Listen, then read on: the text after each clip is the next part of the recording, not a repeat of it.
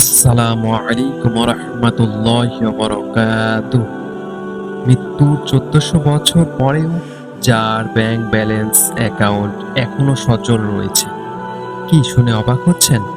আপনারা নিশ্চয়ই ওসমান রাদিয়াল্লাহু তাআলা আনহুর নাম শুনেছেন। হ্যাঁ, সৌদি আরবের একটি বেসরকারি গবেষণা সংস্থার বিশেষজ্ঞ টিম মদিনায় অবস্থিত হযরত ওসমান রাদিয়াল্লাহু তাআলা আনহু এর কূপ পরীক্ষা করে দেখেছে কূপের পানি এখনও প্রবহমান। এরপরই সৌদি সংস্কৃতি মন্ত্রণালয় হযরত ওসমান বিন আফফান রাদিয়াল্লাহু তাআলা আনহু এর কূপ পুনরুদ্ধারের জন্য একটি ব্যাপক পুনরুদ্ধার প্রকল্প শুরু করেছিলেন 2021 সালে। 2024 সালের জানুয়ারিতে এই কূপটি পুনরুদ্ধার সম্পন্ন করেছে বলে ঘোষণা করেছে মন্ত্রণালয়।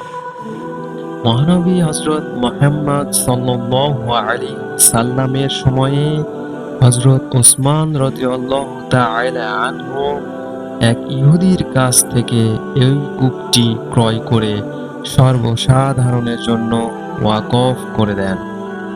সৌদি কৃষি মন্ত্রণালয়ের অধীনে থাকা এই কূপের চারপাশে গড়ে ওঠা খেজুর বাগানে আজও কূপের পানি দিয়েই সেচ কার্য সমাধা করা হয়।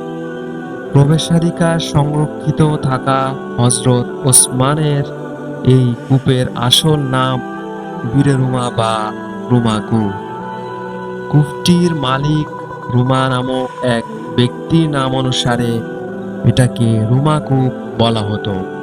হযরত ওসমান রাদিয়াল্লাহু তাআলা আনহু 35,000 দিরহামের বিনিময়ে কূপটি ক্রয় করে রাসূলুল্লাহ সাল্লাল্লাহু আলাইহি ওয়াসাল্লামকে বলেন, আমি কূপটি কিনে নিয়েছি।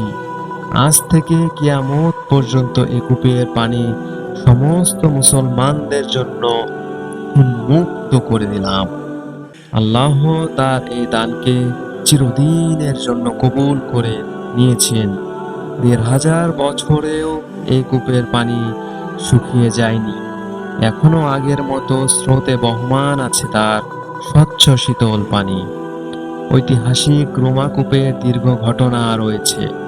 কাফেরদের অত্যাচারে অতিষ্ঠ হয়ে মুসলিমরা মদিনায় হিজরত করার পর সেখানে খাবার পানির সংকট পড়ে। মদিনায় এক ইহুদির একটি কূপ ছিল। সেই মুসলিমদের কাছে চড়া মূল্যে পানি বিক্রি করত। কূপটির নাম ছিল রুমা। মহানবী রাসূলুল্লাহ সাল্লাল্লাহু আলাইহি ওয়াসাল্লাম বিষয়টি জানতে পেরে ঘোষণা দিলেন, তোমাদের মধ্যে এমন কেউ আছে যে এই কূপটি কিনে মুসলিমদের জন্য ওয়াকফ করে দেবে? এটা যে করবে আল্লাহ তাকে জান্নাতে একটি ঝর্ণা দান করবেন। ঘোষণা শুনে হযরত ওসমান রাদিয়াল্লাহু তাআলা আনহু ইহুদির কাছে কূপ বিক্রয়ের প্রস্তাব দিলেন, কিন্তু ইহুদি বিক্রিতে অস্বীকৃতি জানান কোনোভাবেই বিক্রি করতে চাইল না। হযরত ওসমান রাদিয়াল্লাহু তাআলা আনহু অর্ধেক কূপ বিক্রির প্রস্তাব করলেন। এভাবে যে কূপ থেকে একদিন ইহুদি পানি নেবে, অন্যদিন তিনি পানি নেবেন। ইহুদি ব্যক্তি এতে সম্মত হলো।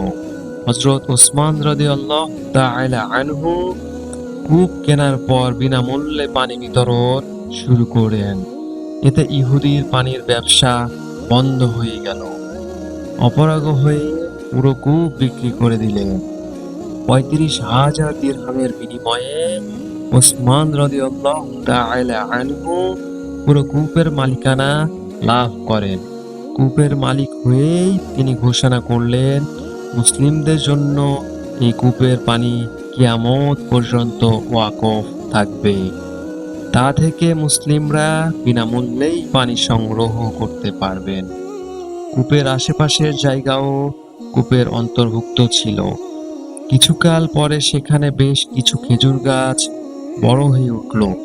পরে এক সময় এসব গাছ থেকে বিপুল পরিমাণ খেজুর উৎপন্ন হয়। উসমানী সুলতান ও সৌদি শাসকদের পরিচর্যায় এখন এখানে প্রায় 1600-র মতো খেজুর গাছ আছে।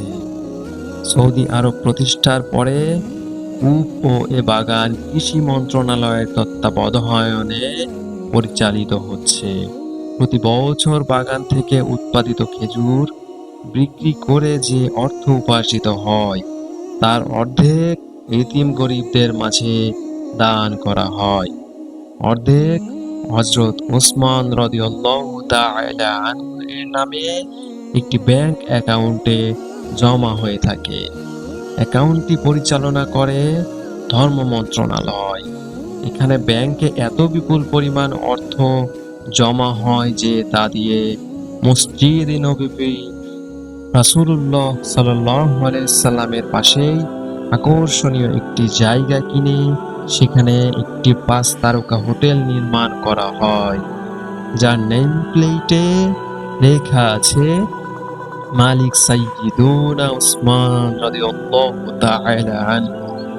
যেহেতু তার ওয়াকফকৃত সম্পত্তি থেকে অর্জিত অর্থে এটি নির্মিত, তাই মালিক হিসেবে তার নামেই উল্লেখ করা হয়েছে।